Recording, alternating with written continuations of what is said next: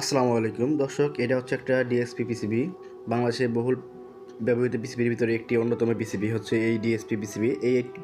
এই পিসিবিটি দুইটি এলপি দ্বারা অপারেট হয়ে থাকে, বাদবাকিগুলো আসলে ট্রানজিস্টার ইউজ করা আছে।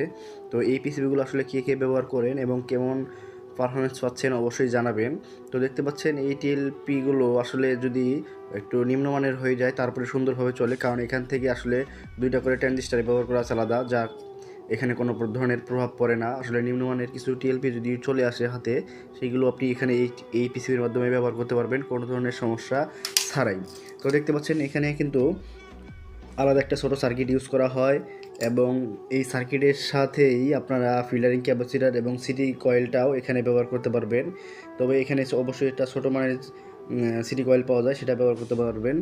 এবং এখানে আপনারা ছোট এবং বড় দুইটা রিলেই ব্যবহার করতে পারবেন, কোনো ধরনের সমস্যা হবে না। আসলে এটাতে আসলে মোট 16টা মসফেট ব্যবহার করা যায়, এবং এটারই একটা ছোটো পিসিবি আছে, এখানে মোট 12টা মসফেট ব্যবহার করা যায়। এখানে ছোট বড় রিলে লাগানোর ব্যবস্থা আছে, এবং এখানে কিন্তু সিটি কয়েল লাগানোর একটা ব্যবস্থাটা নাই।